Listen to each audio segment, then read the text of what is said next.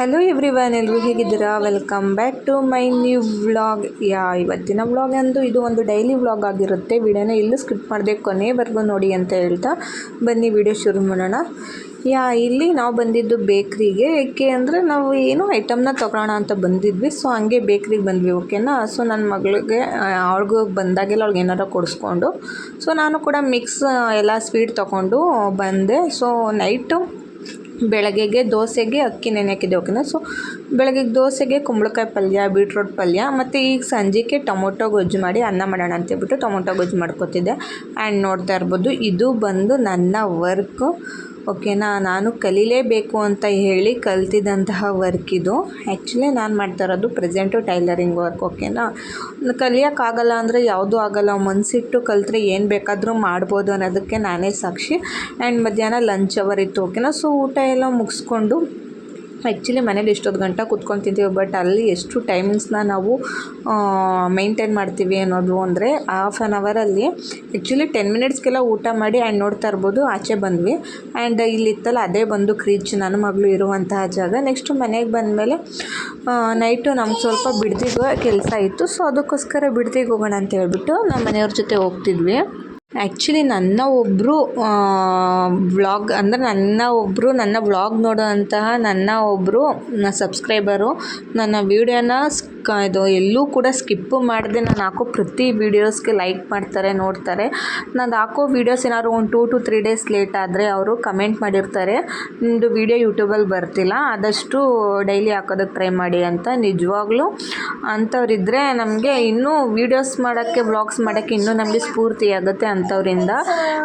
ನೀವು ಒಬ್ಬರು ಇಬ್ಬರು ಆ ಥರ ಹೇಳಿದ್ರೆ ನಮಗೆ ಮನಸ್ಸಿಗೆ ಎಷ್ಟು ಖುಷಿ ಆಗುತ್ತೆ ಅಲ್ವಾ. ನಮ್ಮನ್ನು ಯಾರು ಇಷ್ಟಪಡೋರು ಇದ್ದಾರೆ ಅಂತ.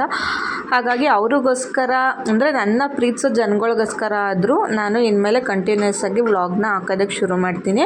ನೀವು ಅದೇ ರೀತಿ ಸಪೋರ್ಟ್ ಮಾಡ್ತಾಯಿರಿ. ಆ್ಯಂಡ್ ನಾವು ಬಂದಿದ್ದೆ ಇಲ್ಲಿ ಮಂಜುನಾಥ ಟ್ರೇಡರ್ಸ್ಗೆ. ಆ್ಯಕ್ಚುಲಿ ಸ್ವಲ್ಪ ದಿನಸಿ ಐಟಮ್ಸ್ನ ತೊಗೋಣ ಅಂತ ಬಂದ್ವಿ.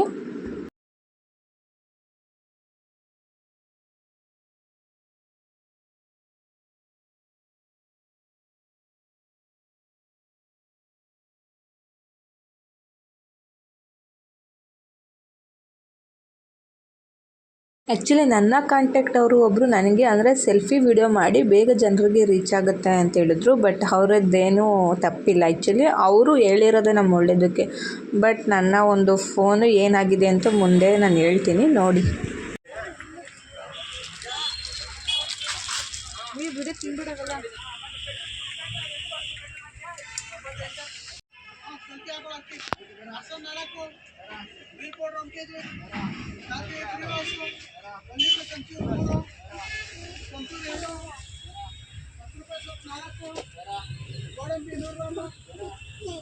ಅವ್ರು ಉಪ್ಪ ತಗೊಳ್ಳೋ ದೋಸ್ತ ಆಯ್ತಾ.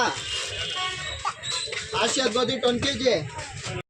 ಆ್ಯಂಡ್ ನಾವು ಬಂದಿದ್ದೆ ಮನೆಗೆ ಸ್ವಲ್ಪ ದಿನಸಿ ಐಟಮ್ಸ್ ತೊಗೋಬೇಕಿತ್ತು. ಆ್ಯಕ್ಚುಲಿ 4 ಮಂತ್ಸ್ ಆಗಿತ್ತು ಐಟಮ್ಸ್ನ ತಂದು ಮನೆಗೆ. ಸೊ ಎಲ್ಲನೂ ಖಾಲಿ ಆಗಿತ್ತು. ಸೊ ಅದಕ್ಕೋಸ್ಕರ ಮನೆಗೆ ಐಟಮ್ಸ್ ತರೋಣ ಅಂತ ಹೇಳ್ಬಿಟ್ಟು ಬಂದಿದ್ವಿ. ಸೊ ಹಾಗೆ ಇಲ್ಲಿ ಅಪೋಲಾಗೆ ಬಂದ್ವಿ. ಓಕೆನಾ. ಇಲ್ಲಿ ನಮ್ಮದು ಕಾರ್ಡ್ ಇದೆ.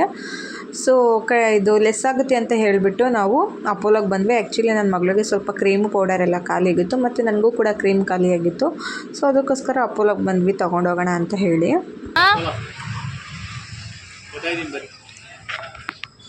ಅಮ್ಮ ಹೋಗು ಬೇಗ ಹೋಗು. ಅಪ್ಪ ಹೊಂಟೋಯ್ತದ, ಹೋಗು ಬೇಗ ಬೇಗ ಬೇಗ ಬೇಗ ಬೇಗ ಹೋಗು. ಅಲ್ಲಿ ನೋಡಿ ಹಂಗೆ ಹೊಡ್ತಾಳೆ. ಹೋಗಪ್ಪ ಹೊಂಟೈತೆ ನೋಡಿ. ಈಗ ಎತ್ಕೊಳ್ರಿ, ಅದು ಸಿಂಗ್ಲಿಕ್ಕೆ ಕರ್ದಂಗೆ ಕಟ್ತದ ದೋಸೆನ.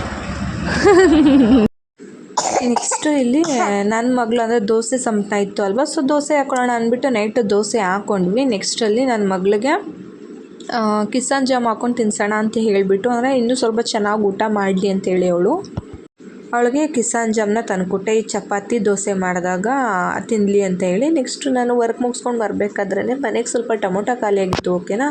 ಸೊ ಟೊಮೆಟೊ ತೊಗೊಂಡು ಆ್ಯಸ್ ಇಟ್ ಈಸ್ ನಿಮ್ಗೆ ಹೇಳಿದ್ನೆಲ್ಲ ಸ್ವೀಟ್ಸ್ನೆಲ್ಲ ತೊಗೊಂಡು ಬಂದ್ವಿ ಬೇಕ್ರಿಲಿ ಅಂತ ಹೇಳಿ. ಆ್ಯಂಡ್ ಅಪೋಲೋದಲ್ಲಿ ಈ ಎಲ್ಲ ಐಟಮ್ಸ್ನು ಪರ್ಚೇಸ್ ಮಾಡಿದೆ. ಆ್ಯಕ್ಚುಲಿ ಈ ಕುಕ್ಕೀಸ್ ಬಂದು ಬೈ 1 get 1 ಫ್ರೀ ನಮಗೆ ಸಿಕ್ಕಿದ್ದು 35 ಸಮಥಿಂಗ್ ಏನೋ ಇತ್ತು ಒಂದಕ್ಕೆ, ಬಟ್ ಬೈ 1 get 1 ಫ್ರೀ ಸಿಕ್ಕಿದ್ದು. ಮತ್ತು ನನಗೂ ಕೂಡ ಕ್ರೀಮು ಖಾಲಿ ಆಗಿಬಿಟ್ಟಿದ್ದು. ಓಕೆನಾ, ನಾನು ಕ್ರೀಮ್ ತೊಗೊಂಡಿಲ್ಲ ಅಂದರೂ 3 to 4 months ಮೇಲಾಗಿತ್ತು.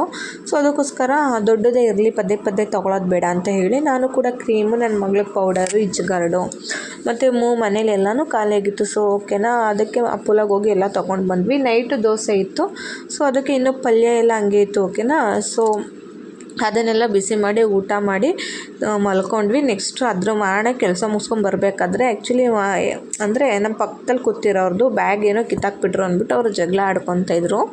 ಬಟ್ ಅವರು ಕಿತ್ತಾಕ್ತವ್ರು, ಪಾಪ ಅವ್ರಿಗೆ ಕಿವಿ ಕೇಳಿಸಲ್ಲ, ಮಾತು ಏನೂ ಬರೋದಿಲ್ಲ ಅವ್ರಿಗೆ. ಬಟ್ ಅವ್ರ ಮೇಲೆ ಸ್ವಲ್ಪ ಇದು ಮಾಡ್ತಾಯಿದ್ರು. ನಾನು ನೀವು ಹಿಂಗೆ ಜಗಳ ಆಡ್ತಾಯಿದ್ರೆ ನಾನು ವೀಡಿಯೋ ಮಾಡ್ಕೊಳ್ತೀನಿ ಅಂತ ಹೇಳ್ಬಿಟ್ಟು ಸುಮ್ಮನೆ ಹಂಗೆ ವೀಡಿಯೋನ ಕ್ಲಿಪ್ ಮಾಡ್ಕೊಳ್ತಾ ಇದ್ದೆ. ಆ್ಯಂಡ್ ಆ್ಯಕ್ಚುಲಿ ಕ್ಯಾಬ್ನ ಚೇಂಜ್ ಮಾಡಿಬಿಟ್ಟಿದ್ದಾರೆ. ಓಕೆನಾ, ನಮಗಂತೂ ಇದು ಕಂಫರ್ಟಬಲ್ ಅನಿಸ್ತಾನೆ ಇರಲಿಲ್ಲ. ಸೊ ನೆಕ್ಸ್ಟು ನಾವೆಲ್ಲ ಹೇಳಿ ಬೇರೆ ಕ್ಯಾಬನ್ನು ಹಾಕ್ಸ್ಕೊಂಡ್ವಿ. ನೆಕ್ಸ್ಟು ಇವ್ರು ಬೈತಿರೋ ಬೈಗಳ ನೀವೇನಾರ ಕೇಳಿಸ್ಕೊಂಬಿಟ್ರೆ ನೀವು ಕಳೆದೋಗ್ಬಿಡ್ತೀರ, ಆ ಥರ ಬೈತಾ ಇದ್ದಾರೆ.